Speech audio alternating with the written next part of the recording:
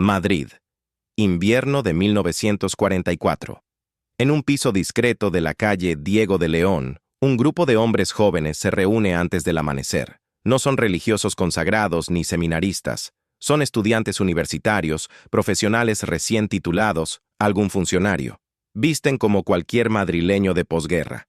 Trajes modestos, abrigos remendados, zapatos desgastados por el racionamiento. Sobre la mesa hay un crucifijo, un evangelio y varios cuadernos de notas. La escena podría confundirse con una reunión clandestina de cualquier asociación católica de la época, pero existe una diferencia fundamental que nadie desde fuera percibe. Estos laicos están ejerciendo dirección espiritual sobre otros laicos. Uno de ellos, ingeniero de caminos de 28 años, acaba de mantener una conversación de orientación personal con un compañero más joven sobre su vida de oración y sus decisiones profesionales. Otro, licenciado en Derecho, coordina las actividades de formación doctrinal para un grupo de estudiantes de medicina. No actúan como catequistas ocasionales ni como delegados del párroco.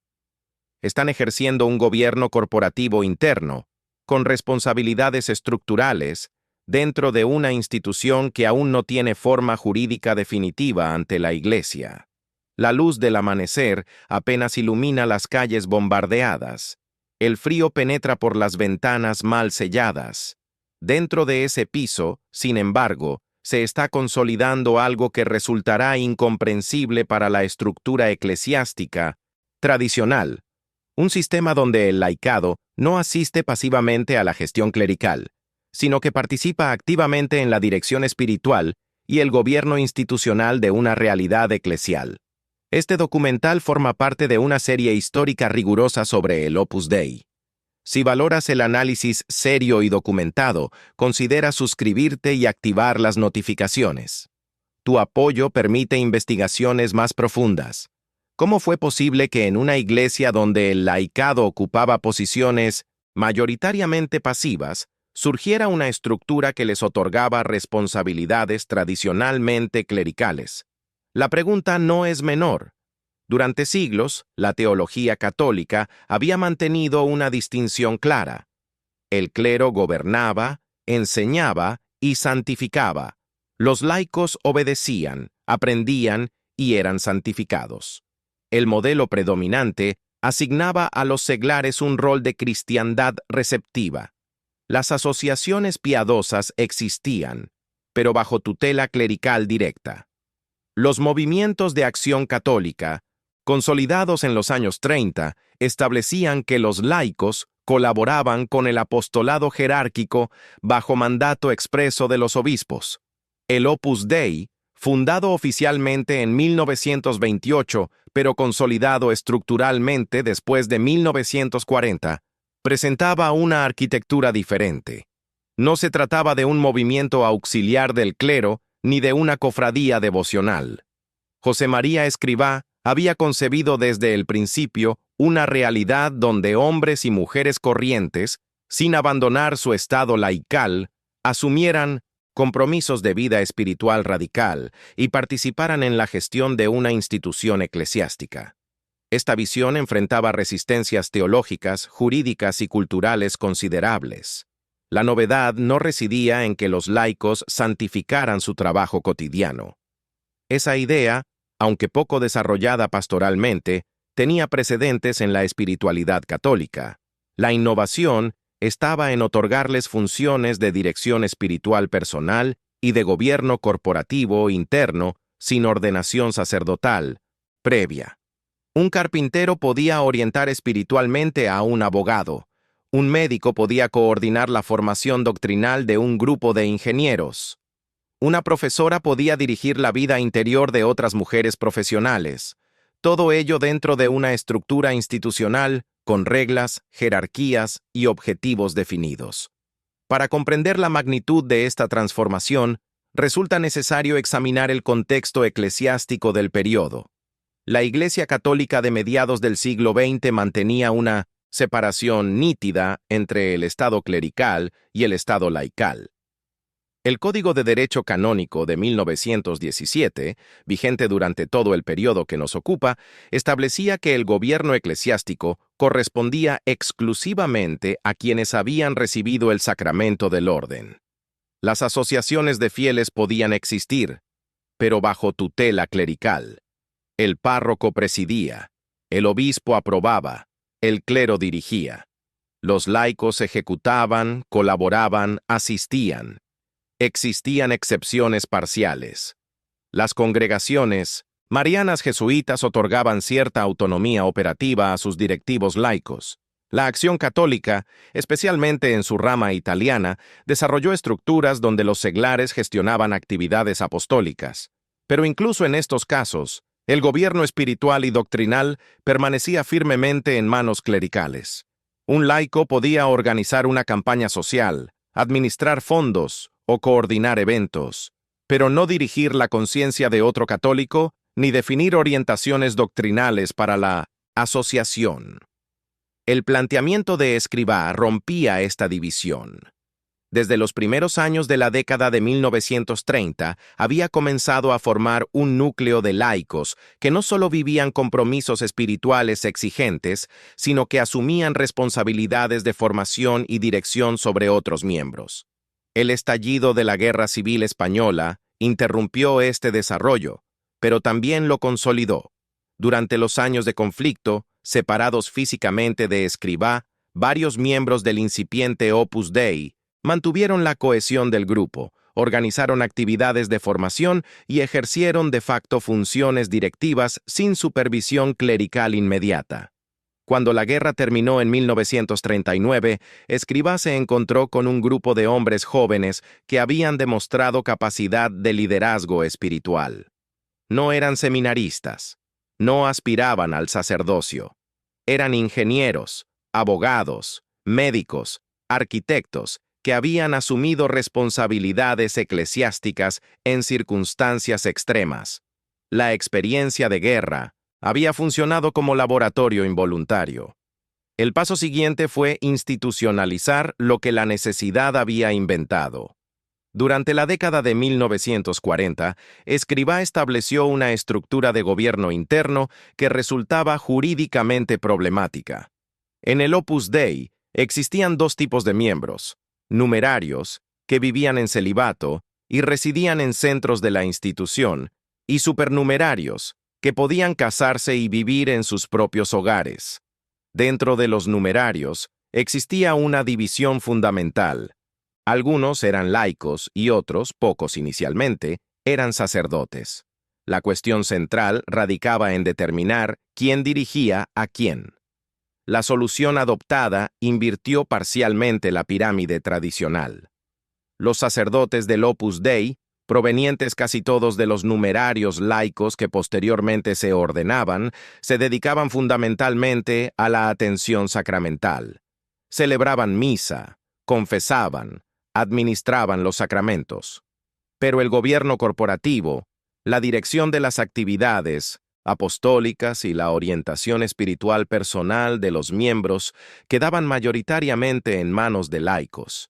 Existía una jerarquía interna donde los cargos directivos podían ser ocupados por hombres no ordenados. Un ingeniero podía ser director de un centro. Un abogado podía responsabilizarse de la formación doctrinal de toda una región. Un arquitecto podía ejercer dirección espiritual sobre decenas de personas. Este sistema planteaba problemas canónicos evidentes. El derecho eclesiástico vigente no contemplaba que los laicos ejercieran jurisdicción eclesiástica.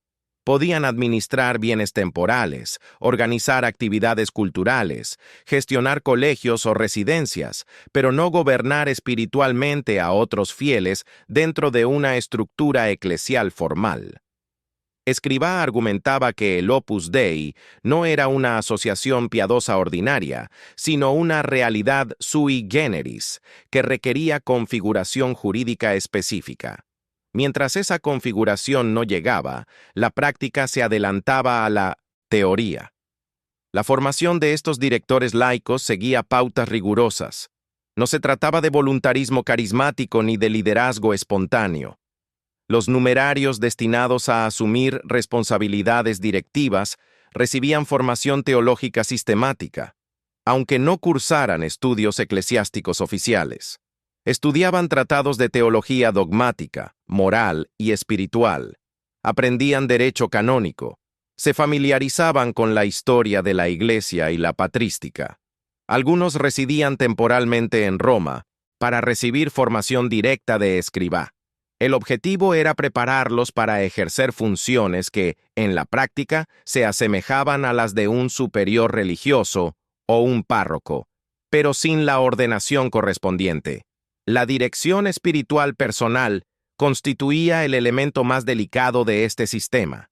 Tradicionalmente, la dirección de conciencias era competencia del confesor, siempre sacerdote. Los laicos podían aconsejar, animar, sugerir, pero no dirigir formalmente la vida interior de otro, católico.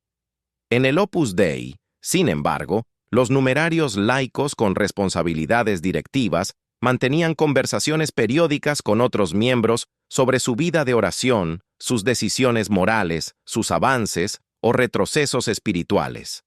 Llamaban a estas conversaciones charlas fraternales o conversaciones de formación, evitando el término técnico dirección espiritual, pero la función práctica era equivalente.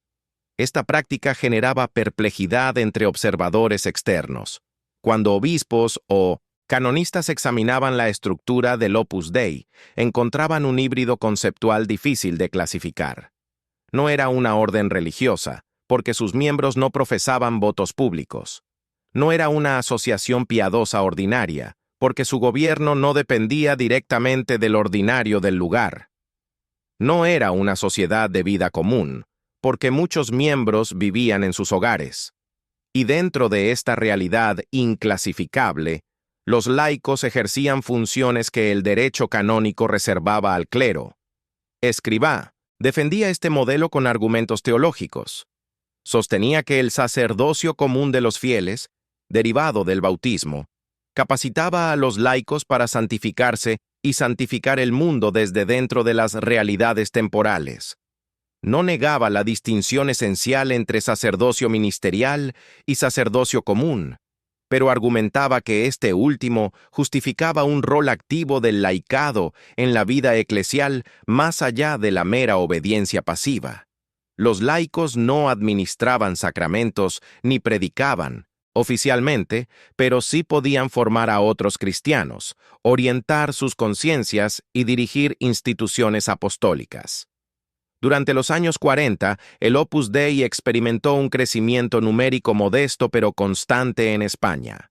Las actividades se concentraban en residencias de estudiantes, centros de formación profesional y clubes juveniles. En todos estos lugares, la dirección efectiva correspondía a laicos. Un médico coordinaba la formación doctrinal en una residencia universitaria.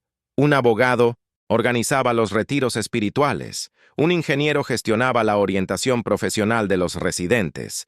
Los sacerdotes del Opus Dei celebraban la misa, confesaban y predicaban, pero no administraban las actividades apostólicas cotidianas. La extensión internacional del Opus Dei durante los años 50 amplificó las tensiones jurídicas.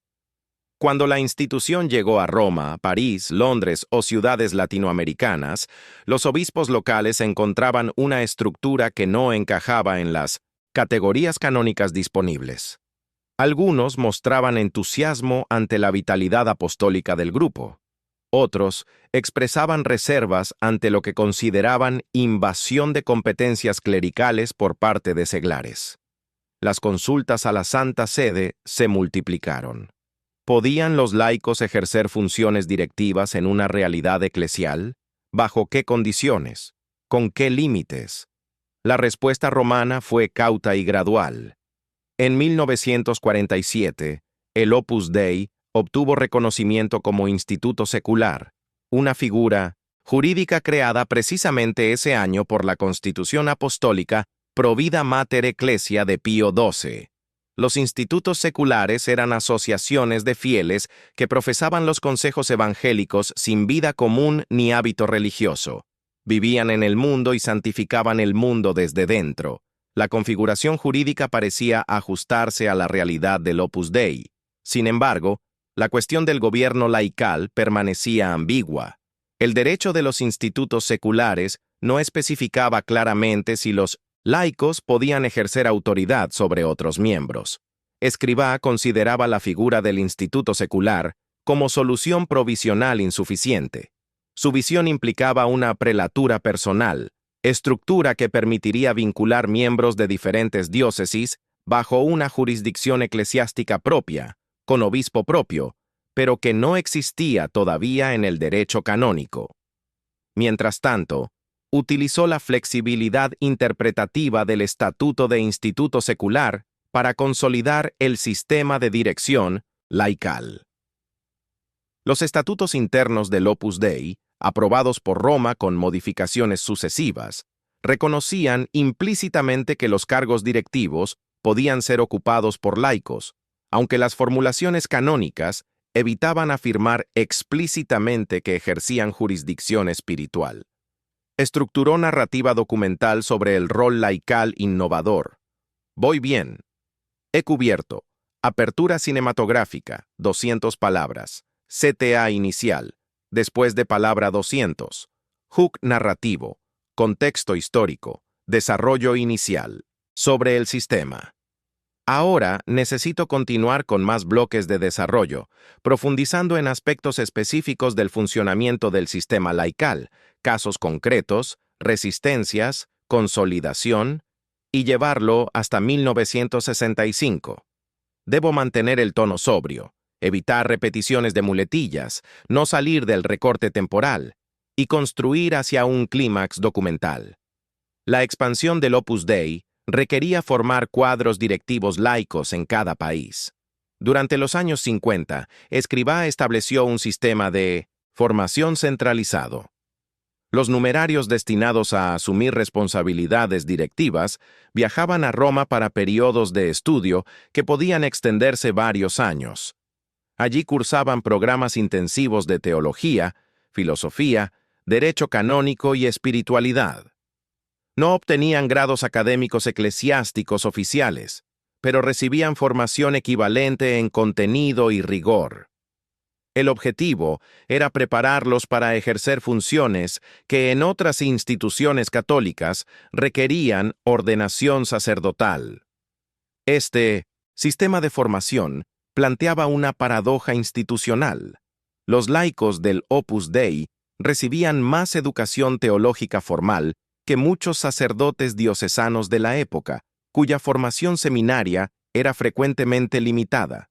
Un ingeniero numerario podía conocer mejor la teología moral tomista que un párroco rural.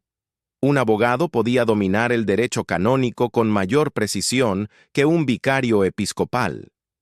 Esta inversión de competencias generaba roces con el clero diocesano cuando el Opus Dei establecía actividades apostólicas en diócesis concretas. La cuestión de la dirección espiritual permanecía como punto de mayor controversia. Escrivá distinguía entre confesión sacramental y orientación formativa, pero en la práctica ambas funciones se entrelazaban estrechamente. Un miembro del Opus Dei se confesaba con un sacerdote, generalmente de la institución, pero mantenía conversaciones de orientación personal con un director laico. Este director conocía detalles íntimos de la vida espiritual del dirigido, aconsejaba sobre decisiones morales, sugería prácticas ascéticas, evaluaba progresos espirituales. La distinción conceptual entre confesión y dirección se difuminaba en la experiencia práctica. Algunos teólogos cuestionaban la licitud de este sistema. Argumentaban que la dirección de conciencias, aunque no fuera técnicamente sacramental, requería formación y jurisdicción eclesiásticas que los laicos no podían poseer. Otros defendían que la Iglesia siempre había reconocido formas de dirección espiritual no sacerdotales. Los monasterios medievales tenían madres abadesas que orientaban la vida espiritual de sus monjas. Las congregaciones religiosas femeninas tenían superioras que ejercían funciones directivas sobre sus hermanas. Los padres cristianos dirigían espiritualmente a sus hijos. El Opus Dei simplemente extendía esta tradición al ámbito laical ordinario. La respuesta de Escrivá a estas objeciones combinaba argumentos teológicos con apelaciones a la experiencia pastoral. Teológicamente, sostenía que el sacerdocio común de los fieles, aunque esencialmente distinto del sacerdocio ministerial, confería capacidad para ejercer apostolado activo. Pastoralmente, argumentaba que la eficacia evangelizadora requería que los laicos hablaran a otros laicos desde dentro de sus mismas realidades profesionales y sociales. Un ingeniero comprendía mejor los problemas espirituales de otro ingeniero que un sacerdote alejado del mundo laboral técnico. Una profesora conectaba más eficazmente con las inquietudes de otras mujeres profesionales que un clérigo sin experiencia de esa realidad. La experiencia práctica parecía confirmar la validez del sistema. Las actividades apostólicas del Opus Dei generaban conversiones, vocaciones sacerdotales y renovación de la vida cristiana entre profesionales y universitarios. Los testimonios de personas formadas en centros del Opus Dei describían la eficacia de la dirección espiritual ejercida por laicos que compartían sus mismas circunstancias vitales. Un estudiante de medicina apreciaba la orientación de un médico numerario que comprendía las tensiones éticas de la profesión desde dentro.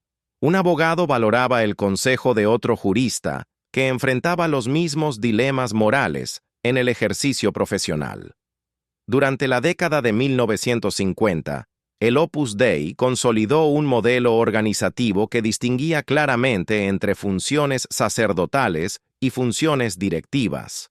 Los sacerdotes de la institución, organizados en la Sociedad Sacerdotal de la Santa Cruz desde 1943, se dedicaban casi exclusivamente a la atención sacramental y la predicación. No administraban centros, no coordinaban actividades apostólicas, no gestionaban finanzas. Su rol era estrictamente ministerial. El gobierno corporativo correspondía a los consejos directivos, donde los laicos ocupaban la mayoría de posiciones. Esta separación funcional permitía evitar la clericalización de la institución mientras mantenía la debida reverencia hacia el ministerio sacerdotal.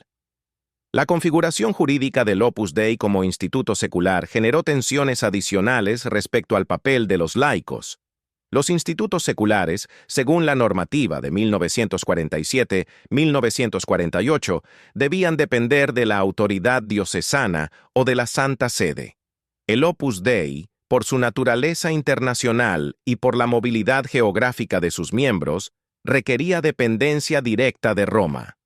Esto se concedió, pero generó fricciones con obispos locales que veían surgir en sus diócesis actividades apostólicas gestionadas por laicos bajo autoridad romana, no bajo su propia jurisdicción ordinaria.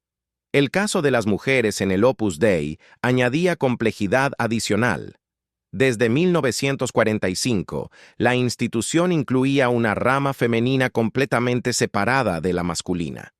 Las mujeres numerarias vivían en sus propios centros, desarrollaban sus propias actividades apostólicas y tenían su propia estructura de gobierno. Las directoras de la rama femenina eran todas laicas. Gobernaban centros, orientaban espiritualmente a otras mujeres, coordinaban actividades de formación, gestionaban colegios y residencias. Para una iglesia donde las congregaciones religiosas femeninas dependían siempre de la supervisión clerical masculina, la autonomía de la rama femenina del Opus Dei resultaba sorprendente. Esta autonomía, sin embargo, tenía límites estructurales. La dirección suprema del Opus Dei residía en el Consejo General, compuesto exclusivamente por hombres. Las directoras de la rama femenina ejercían autoridad considerable dentro de su ámbito, pero las decisiones fundamentales sobre orientación institucional, expansión geográfica o modificaciones estatutarias correspondían a instancias masculinas. El sistema reflejaba la mentalidad eclesiástica de la época, donde la participación femenina en gobierno eclesial, aunque superior a la norma, permanecía subordinada a autoridad masculina. Las actividades apostólicas del Opus Dei durante los años 50 multiplicaron las ocasiones de roce con la estructura diocesana tradicional. Cuando la institución abría una residencia universitaria en una ciudad, el obispo local encontraba un centro dirigido por laicos que desarrollaban formación espiritual sin supervisión parroquial directa. Los capellanes del Opus Dei celebraban misa y confesaban, pero no administraban el centro. Los residentes recibían orientación espiritual de directores laicos. El modelo desconcertaba a párrocos acostumbrados a controlar todas las actividades católicas en su territorio. Algunos obispos apreciaban la vitalidad apostólica del Opus Dei y facilitaban su establecimiento. Otros expresaban reservas ante lo que consideraban intrusión de una estructura paralela que debilitaba la autoridad parroquial. Las quejas llegaban ocasionalmente a Roma. ¿Podía una institución operar en una diócesis con tanta independencia respecto al ordinario local? ¿Tenían los laicos del Opus Dei autorización para ejercer funciones que parecían pastorales? La Santa Sede respondía casuísticamente, aprobando modificaciones estatutarias que clarificaban parcialmente la situación, sin resolver completamente las ambigüedades. La consolidación teológica del papel laical en el Opus Dei recibió impulso indirecto del magisterio pontificio. Pío XII, en numerosos discursos durante los años 50, promovió una visión más activa del laicado católico. La encíclica Evangelii Praecones, 1951, subrayaba el rol misionero de los seglares. Las alocuciones a grupos de profesionales enfatizaban la responsabilidad de los laicos de cristianizar la sociedad desde dentro de sus ámbitos laborales. Aunque estas enseñanzas no abordaban específicamente la cuestión de la dirección espiritual laical, creaban un clima favorable a la valoración del papel activo de los no clérigos en la Iglesia. Escrivá citaba frecuentemente este magisterio para defender la legitimidad del modelo del Opus Dei. Argumentaba que la institución simplemente aplicaba coherentemente lo que el Papa proclamaba en teoría: los laicos eran corresponsables de la misión de la Iglesia, no meros auxiliares del clero. Si esta corresponsabilidad era real, debía traducirse en estructuras donde los seglares ejercieran funciones de gobierno y dirección, no solo de ejecución. El Opus Dei, en esta perspectiva, anticipaba prácticamente lo que la teología oficial comenzaba a reconocer conceptualmente. Durante los años finales de la década de 1950, el Opus Dei experimentó crecimiento notable en países de Europa Occidental y América Latina. Este crecimiento requería multiplicar los cuadros directivos laicos. El sistema de formación en Roma se intensificó. Jóvenes profesionales de diversos países residían en la ciudad eterna durante períodos de 2 a 5 años, combinando formación teológica intensiva con la culminación de estudios civiles en universidades romanas. Algunos obtenían doctorados en ingeniería, medicina o derecho, mientras cursaban programas teológicos equivalentes a los de facultades eclesiásticas. Esta doble formación producía un tipo humano peculiar, profesionales altamente cualificados, con conocimientos teológicos rigurosos, que permanecían laicos y se insertaban en estructuras seculares mientras ejercían responsabilidades eclesiales. Un médico numerario podía trabajar en un hospital público, investigar en su especialidad, publicar artículos científicos y simultáneamente dirigir espiritualmente a decenas de personas, coordinar actividades de formación cristiana y gobernar un centro del Opus Dei. La integración de estas dimensiones requería equilibrio difícil, pero cuando se lograba, producía líderes apostólicos de eficacia considerable. La preparación del Concilio Vaticano II, anunciado por Juan XXIII en 1959, abrió nuevas perspectivas para la cuestión del laicado. La comisión preparatoria sobre el apostolado de los laicos comenzó a discutir el papel de los seglares en la Iglesia con amplitud inédita. Aunque el Opus Dei no participaba oficialmente en estas discusiones preparatorias, algunos obispos y teólogos familiarizados con la institución consideraban su experiencia como modelo relevante para las deliberaciones conciliares. Si el concilio iba a repensar la eclesiología, la estructura del Opus Dei ofrecía un caso práctico de participación laical activa en gobierno eclesial. El desarrollo del concilio entre 1962 y 1965 generó expectativas en el Opus Dei. La Constitución dogmática Lumen Gentium, promulgada en 1964, dedicaba el capítulo cuarto al laicado, reconociendo su participación en la misión profética, sacerdotal y real de Cristo. El Decreto Apostolicam Actuositatem, aprobado en 1965, afirmaba el derecho y deber de los laicos de participar activamente en la vida de la Iglesia.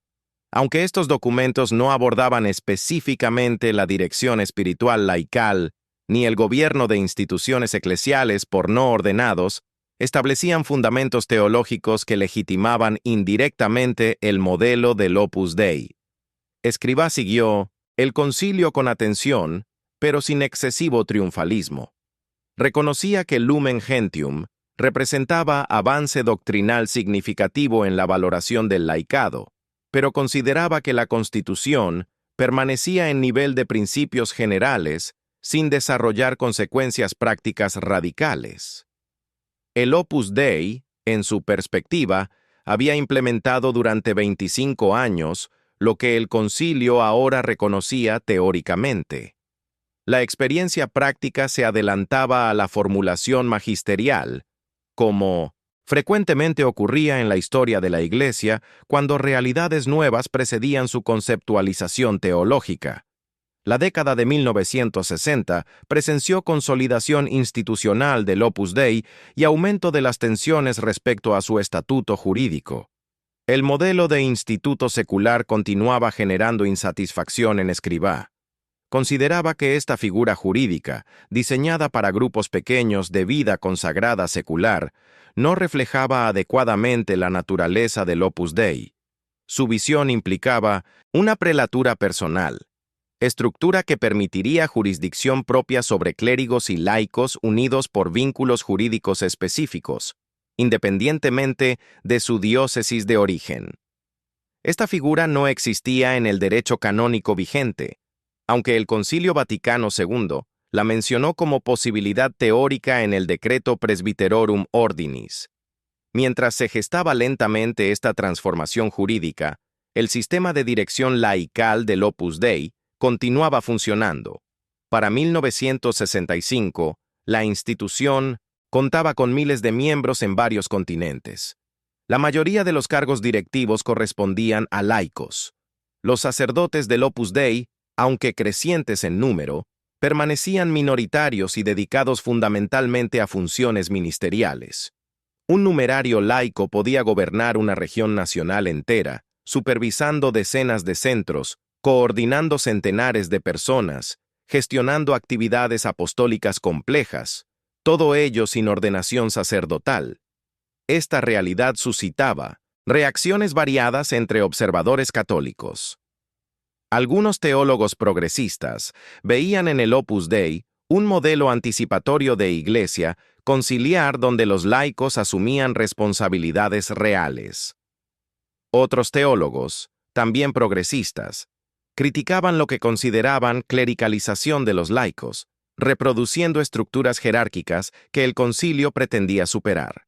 Desde sectores conservadores, algunos defendían el Opus Dei como bastión de ortodoxia en época de confusión doctrinal, mientras otros reclamaban mayor control episcopal sobre una institución que consideraban excesivamente autónoma. Las críticas desde perspectivas progresistas señalaban que el Opus Dei, aunque otorgaba responsabilidades a los laicos, mantenía una concepción jerárquica y piramidal de la autoridad eclesial. Los directores laicos ejercían gobierno sobre otros miembros con exigencias de obediencia que recordaban a las órdenes religiosas tradicionales. La espiritualidad del Opus Dei enfatizaba la dirección espiritual personal, la vigilancia de conciencia, la rendición de cuentas detallada. Para críticos de sensibilidad más democrática, esto representaba perpetuar modelos autoritarios incompatibles con la eclesiología de comunión promovida por el concilio. Escrivá rechazaba estas críticas como malentendidos de la naturaleza del Opus Dei. Argumentaba que la institución no reproducía esquemas clericales en ámbito laical, sino que implementaba el sacerdocio común de los fieles en forma estructurada. La autoridad de los directores laicos no derivaba de ordenación sacramental, sino de designación legítima dentro de la institución y de su capacidad de servicio formativo.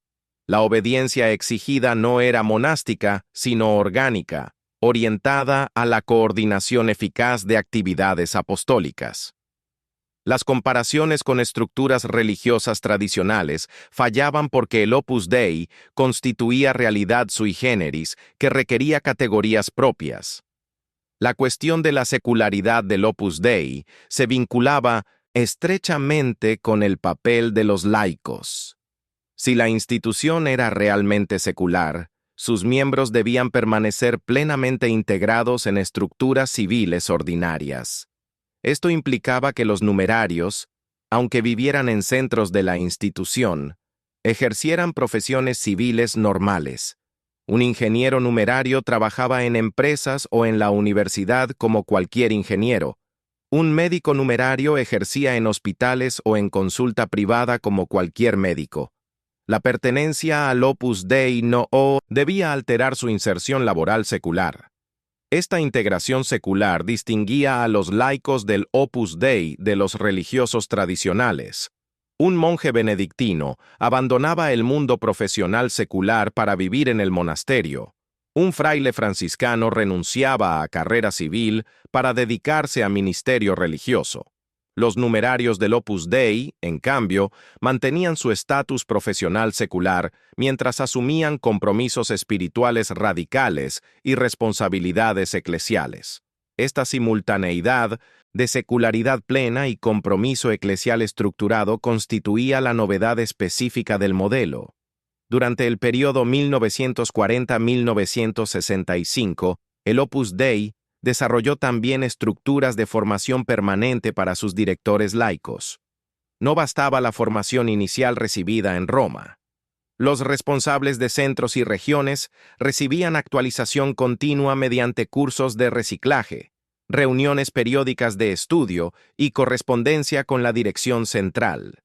Los cambios teológicos y pastorales del periodo conciliar exigían adaptación constante. Un director formado en los años 40 debía comprender las nuevas corrientes teológicas de los 60 para orientar eficazmente a personas formadas en contextos culturales cambiantes.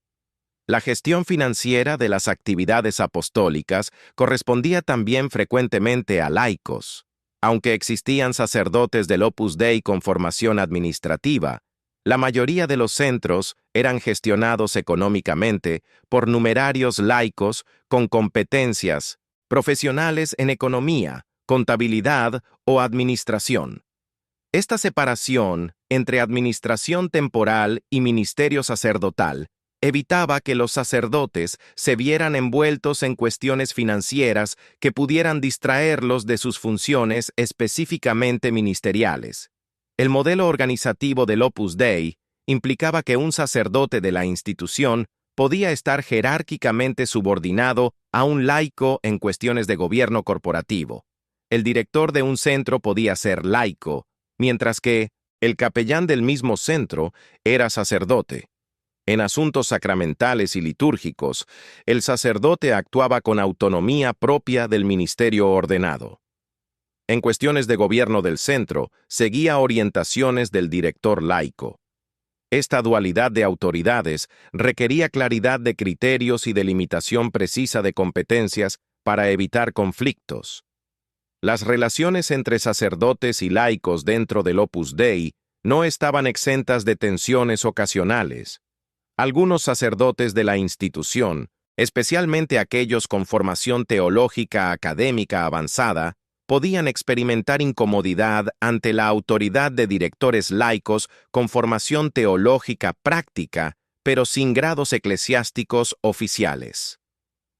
La solución institucional consistía en enfatizar la complementariedad de funciones. El sacerdote ejercía ministerio ordenado e irreductible a cualquier función laical.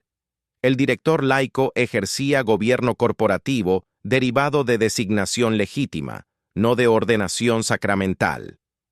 La síntesis, expansión del Opus Dei a países de Asia y África durante los años 60, planteó desafíos adicionales.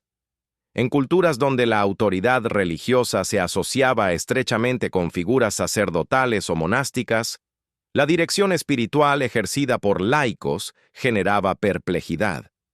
Un ingeniero japonés o un médico nigeriano podían entender conceptualmente el modelo, pero encontrar dificultades prácticas para aceptar la autoridad espiritual de otro laico similar a ellos. La adaptación cultural del sistema requería pedagogía cuidadosa y tiempo de asimilación. La formación de mujeres directoras en la rama femenina del Opus Dei seguía pautas paralelas a la rama masculina. Las numerarias destinadas a responsabilidades directivas recibían formación teológica intensiva, aunque con limitaciones adicionales derivadas de las restricciones de la época respecto a estudios eclesiásticos femeninos. No existían facultades teológicas que admitieran mujeres. La formación se realizaba mediante cursos internos, lecturas dirigidas y enseñanza personalizada. Algunas numerarias alcanzaban nivel de conocimiento teológico comparable al de sacerdotes, pero sin reconocimiento académico oficial. Las directoras de centros femeninos del Opus Dei ejercían autoridad sobre la vida espiritual y material de las numerarias residentes. Organizaban horarios de piedad, supervisaban prácticas ascéticas, orientaban decisiones personales, coordinaban actividades apostólicas. La vida cotidiana de un centro femenino estaba completamente gestionada por laicas, sin intervención clerical en el gobierno ordinario. Los sacerdotes del Opus Dei visitaban periódicamente para celebrar misa y confesar, pero no residían en los centros femeninos ni participaban en su administración. Esta autonomía de la rama femenina, aunque notable para la época, coexistía con una concepción tradicional de los roles de género. Las numerarias del Opus Dei se dividían en dos categorías: las de sección femenina propiamente dicha, con formación universitaria o profesional, y las auxiliares, dedicadas fundamentalmente a labores domésticas en los centros. Esta distinción reflejaba la estratificación social de la España de posguerra y se mantuvo al expandirse internacionalmente. Las auxiliares recibían formación espiritual equivalente a las otras numerarias, pero su inserción laboral secular se realizaba fundamentalmente mediante trabajo doméstico en centros de la institución. El papel de las mujeres laicas en el Opus Dei constituía paradoja sociológica. Por un lado, alcanzaban niveles de responsabilidad y autonomía superiores a los de mujeres en otras estructuras eclesiales de la época. Dirigían instituciones, gestionaban presupuestos considerables, coordinaban actividades apostólicas complejas. Por otro lado, permanecían subordinadas estructuralmente a la dirección masculina del Opus Dei y reproducían internamente divisiones laborales tradicionales entre trabajo intelectual y trabajo manual, formación universitaria y servicio doméstico. El Concilio Vaticano II no abordó específicamente la cuestión de las mujeres en posiciones de gobierno eclesial. Lumen Gentium y Apostolicam Actuositatem hablaban del laicado en términos generales, sin desarrollar la especificidad de la participación femenina. La práctica del Opus Dei en este ámbito se adelantaba a cualquier formulación conciliar, pero sin romper completamente con los patrones culturales dominantes. Las mujeres gobernaban su rama con autonomía considerable, pero dentro de un marco institucional donde las decisiones fundamentales correspondían a hombres. Durante el período 1962-1965, mientras el concilio desarrollaba sus sesiones, el Opus Dei continuó expandiéndose y consolidando su modelo organizativo. La institución operaba en más de 30 países. Los miembros numerarios superaban los 5.000. Las actividades apostólicas incluían universidades, escuelas técnicas, residencias universitarias, centros de formación profesional, hospitales, clínicas y múltiples iniciativas culturales. En todas estas realidades, los laicos ocupaban posiciones directivas mayoritarias. La eficacia apostólica del modelo parecía confirmarse por los resultados. El Opus Dei generaba conversiones, vocaciones sacerdotales diocesanas, renovación de vida cristiana entre profesionales y empresarios. Los testimonios de personas formadas en sus centros describían transformaciones personales significativas. El sistema de dirección espiritual, personalizada, aunque controvertido canónicamente, producía frutos pastorales evidentes.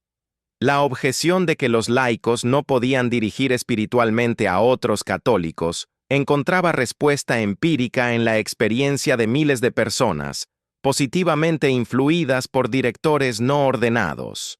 La cuestión teológica de fondo permanecía. ¿Derivaba la capacidad de dirección espiritual del sacramento del orden o del carisma personal y la formación adecuada? La posición tradicional afirmaba que el ministerio de dirección de almas requería jurisdicción eclesiástica, conferida mediante ordenación o delegación episcopal explícita. El Opus Dei, sin negar esta doctrina formalmente, la reinterpretaba prácticamente. Argumentaba que la dirección espiritual no sacramental, basada en amistad cristiana, consejo fraterno y experiencia de vida interior compartida, era accesible a cualquier cristiano con formación suficiente y designación legítima dentro de una institución eclesial aprobada. Esta reinterpretación implicaba que la autoridad del director espiritual laico derivaba de tres fuentes convergentes: su formación teológica y espiritual, que le capacitaba intelectualmente, su experiencia personal de vida interior, que le habilitaba existencialmente, y su designación institucional, que le legitimaba canónicamente. La combinación de estas tres dimensiones convertía al numerario laico en director competente, aunque careciera de ordenación sacerdotal. El modelo encontraba precedentes parciales en la tradición cristiana. Los padres del desierto en el siglo IV incluían laicos que ejercían dirección espiritual sobre discípulos. Las comunidades monásticas medievales conocieron abades laicos que gobernaban monasterios con autoridad espiritual y temporal. Los movimientos espirituales de la Edad Moderna, como los jesuitas, desarrollaron la figura del hermano coadjutor, laico que participaba plenamente en la vida de la orden sin ser sacerdote. Estas analogías, sin embargo, eran imperfectas.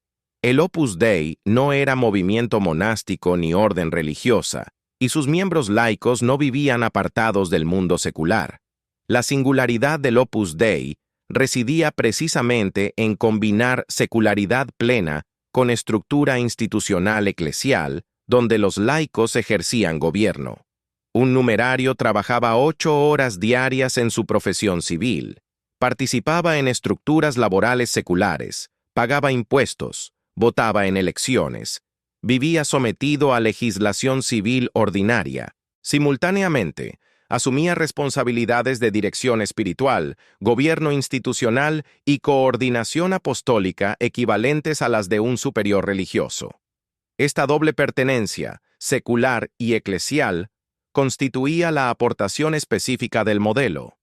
La década de 1960 presenció también el desarrollo de reflexión teológica sobre el Opus Dei desde fuera de la institución. Algunos teólogos comenzaron a estudiar el fenómeno como caso relevante de eclesiología práctica. Los análisis variaban según Las perspectivas de los autores. Teólogos cercanos al Opus Dei defendían el modelo como aplicación coherente del sacerdocio común de los fieles. Críticos señalaban peligros de elitismo espiritual, reproducción de esquemas autoritarios o ambigüedad canónica. Observadores neutrales reconocían la novedad del experimento sin pronunciarse definitivamente sobre su validez teológica. El cierre del Concilio Vaticano II en diciembre de 1965 marcó un punto de inflexión.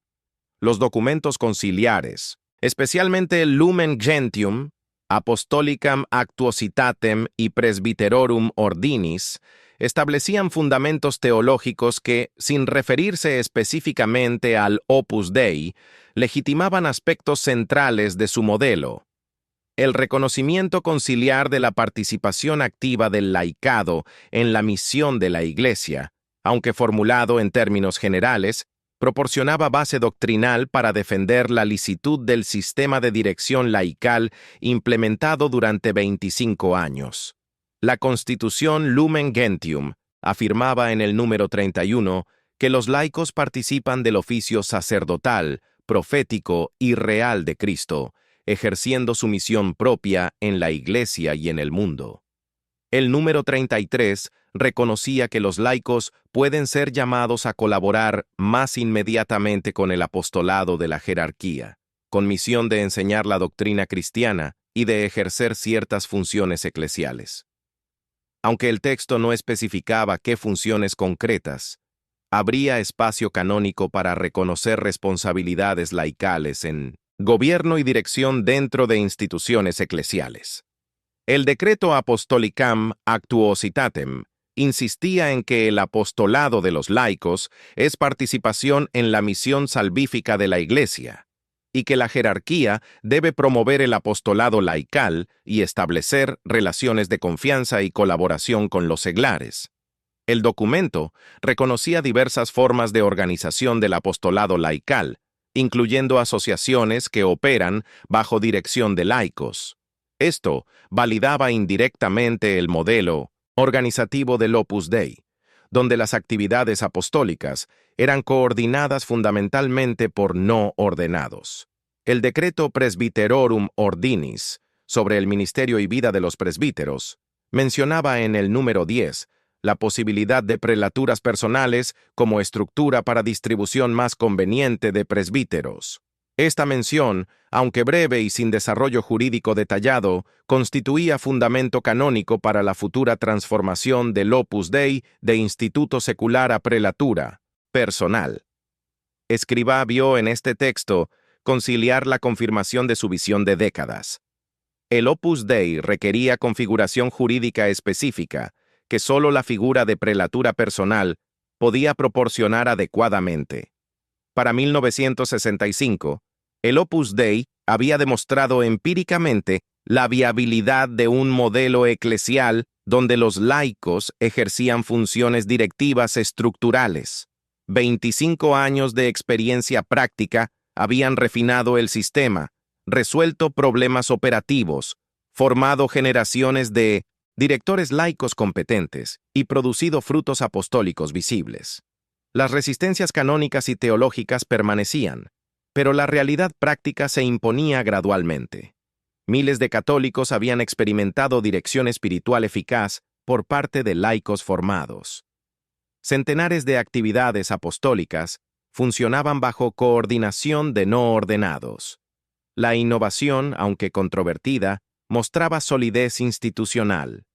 La consolidación del modelo entre 1940 y 1965 implicó también desarrollo de una cultura organizativa específica. Los numerarios del Opus Dei interiorizaban un ethos de profesionalidad en el ejercicio de responsabilidades eclesiales. La dirección de un centro debía realizarse con competencia equivalente a la de cualquier organización civil bien gestionada. La formación espiritual requería pedagogía rigurosa y seguimiento sistemático. La administración de recursos exigía transparencia y eficacia.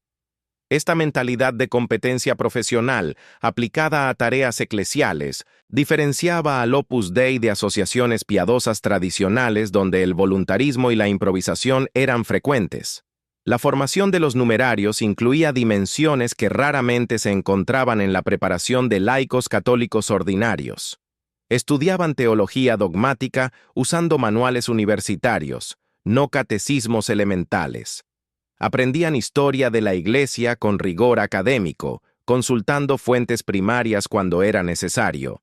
Se familiarizaban con la liturgia mediante estudio de textos normativos, no solo participación devocional. Conocían el derecho canónico leyendo el Código de 1917 y comentarios especializados. Esta formación intelectual sólida capacitaba para ejercer funciones directivas con fundamento doctrinal adecuado. El sistema de gobierno del Opus Dei establecía mecanismos de control y supervisión para evitar arbitrariedades personales. Los directores locales dependían de directores regionales, que a su vez respondían ante la dirección central en Roma. Existían visitas periódicas de inspección donde superiores examinaban el funcionamiento de los centros. Los miembros tenían canales para comunicar quejas o sugerencias. Las decisiones importantes requerían consulta a consejos donde participaban varios responsables. Esta arquitectura institucional pretendía garantizar que la autoridad de los directores laicos se ejerciera dentro de marcos definidos, no de manera autocrática. Las críticas al sistema señalaban, sin embargo, riesgos de control excesivo sobre la vida personal de los miembros. La dirección espiritual personalizada, combinada con la vida comunitaria en centros y la rendición de cuentas periódica, podía generar dependencia psicológica y pérdida de autonomía personal. Los defensores del modelo argumentaban que la libertad cristiana se realizaba precisamente mediante la entrega confiada a la orientación de directores formados dentro de una institución aprobada por la Iglesia. El debate entre autonomía personal y obediencia institucional atravesaba toda la experiencia del Opus Dei y no admitía resoluciones simples. La expansión internacional del Opus Dei entre 1940 y 1965 permitió verificar la adaptabilidad transcultural del modelo. El sistema de dirección laical funcionaba en España, Italia, Francia, Alemania, Inglaterra, Irlanda, Estados Unidos, México, Colombia, Argentina, Chile, Perú, Venezuela, Japón, Kenia y otros países con contextos culturales muy diversos. Esta universalidad sugería que el modelo respondía a necesidades eclesiales profundas, no solo a circunstancias culturales españolas específicas.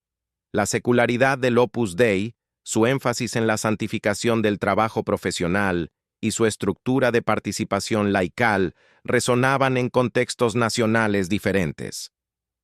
La relación entre el Opus Dei y los movimientos eclesiales contemporáneos merece consideración. Durante las décadas de 1940 a 1960, surgieron otros grupos católicos que promovían el apostolado laical activo. Cursillos de cristiandad, comunión y liberación, movimiento de los focolares, neocatecumenado. Cada uno tenía características propias, pero compartían con el Opus Dei la valoración de la participación laical en la misión de la Iglesia. El Opus Dei se distinguía por su estructura jurídica más formalizada, su énfasis en la secularidad y su modelo de dirección laical institucionalizada, pero formaba parte de un fenómeno eclesial más amplio de revitalización del laicado católico. El período 1940-1965 constituyó, por tanto, la fase fundacional donde el modelo organizativo del Opus Dei se consolidó y demostró viabilidad práctica. Las innovaciones introducidas respecto al papel de los laicos en estructuras eclesiales enfrentaron resistencias teológicas, canónicas y culturales, pero se impusieron gradualmente mediante la experiencia pastoral concreta. Cuando el Concilio Vaticano II proclamó la participación activa del laicado En la misión de la Iglesia, el Opus Dei llevaba 25 años implementando prácticamente esta visión. La coincidencia entre la experiencia institucional y las enseñanzas conciliares validó retrospectivamente el experimento iniciado en los años 40.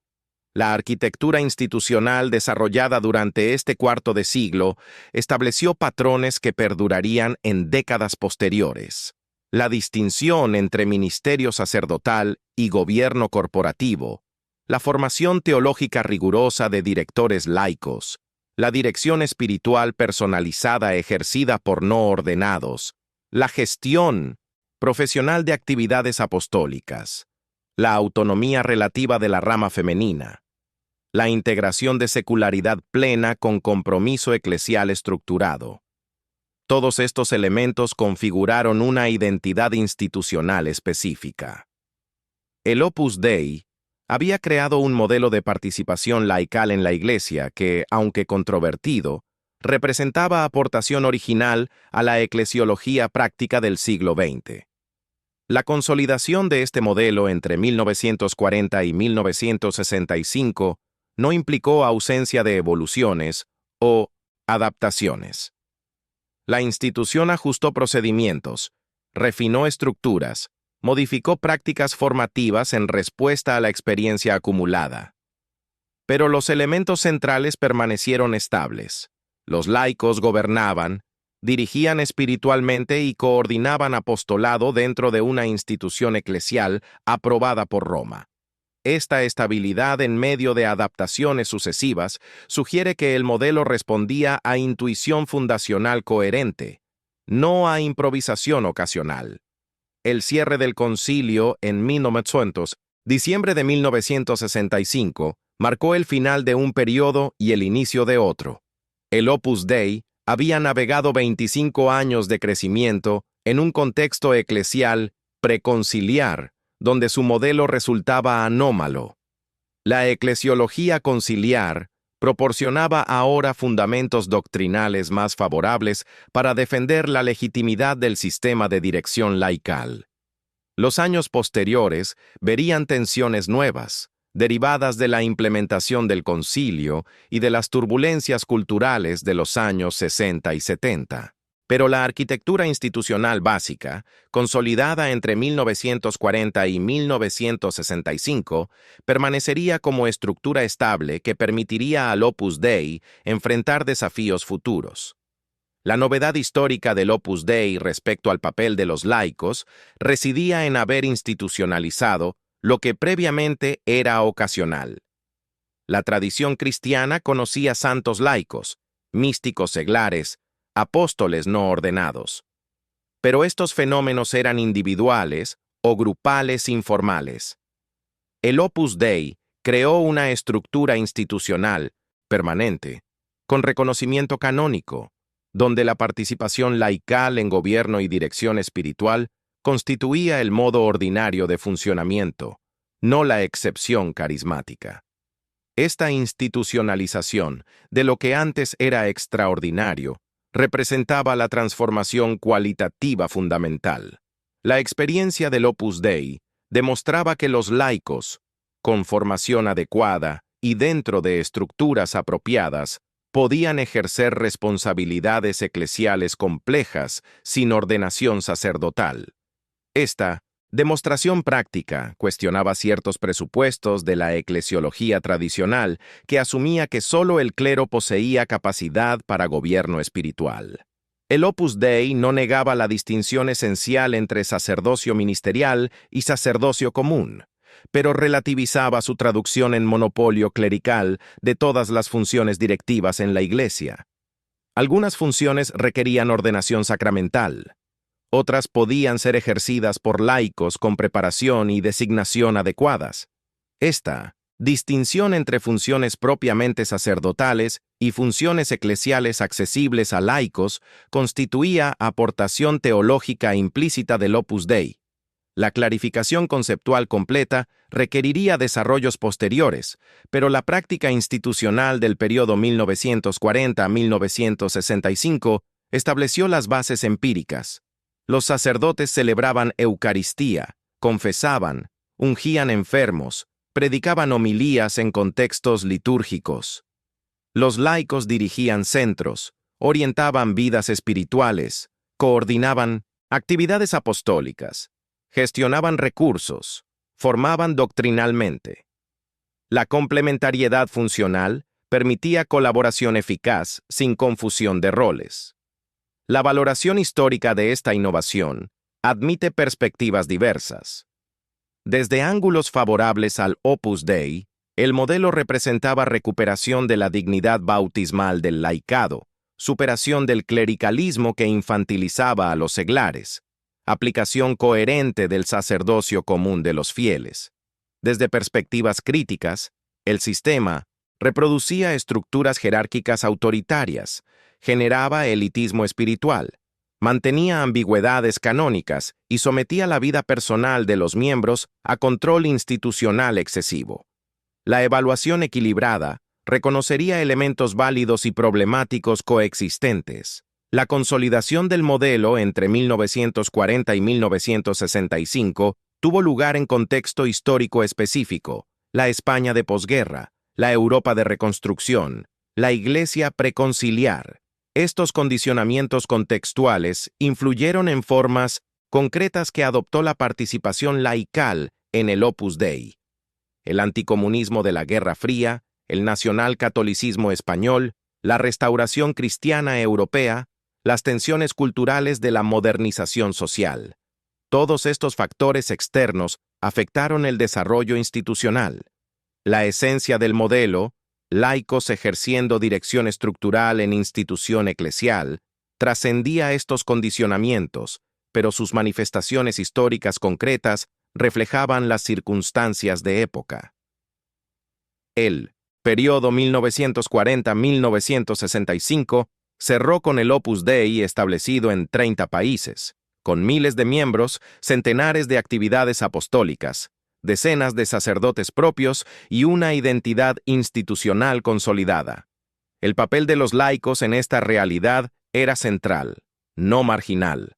La mayoría de miembros eran laicos. La mayoría de responsables eran laicos. La mayoría de actividades apostólicas eran gestionadas por laicos. El clero del Opus Dei, aunque esencial para la dimensión sacramental, constituía minoría funcional. Esta proporción invertía la pirámide eclesiástica tradicional, donde el clero era protagonista y el laicado, auxiliar. La novedad histórica consistía precisamente en esta inversión de proporciones sin ruptura de comunión eclesial. El Opus Dei no se separó de la Iglesia Católica, ni cuestionó la autoridad papal, ni rechazó la teología tradicional sobre el sacerdocio ministerial. Mantuvo ortodoxia doctrinal y fidelidad institucional a Roma.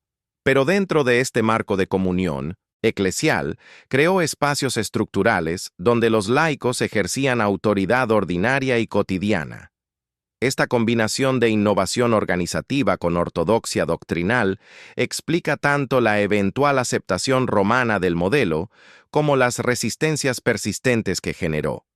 El balance del período 1940-1965 muestra, por tanto, una transformación institucional significativa. El Opus Dei había demostrado la viabilidad práctica de un modelo eclesial donde los laicos asumían responsabilidades estructurales de dirección y gobierno. 25 años de experiencia habían refinado procedimientos, formado cuadros directivos, establecido tradiciones formativas y producido resultados apostólicos verificables. Las ambigüedades canónicas permanecían, pero la realidad práctica se imponía gradualmente. Cuando el Concilio Vaticano II proclamó la dignidad del laicado y su participación en la misión de la Iglesia, el Opus Dei ofrecía un caso concreto de implementación institucional de estos principios. La coincidencia entre intuición fundacional y doctrina conciliar validó la trayectoria recorrida y abrió posibilidades para desarrollos futuros.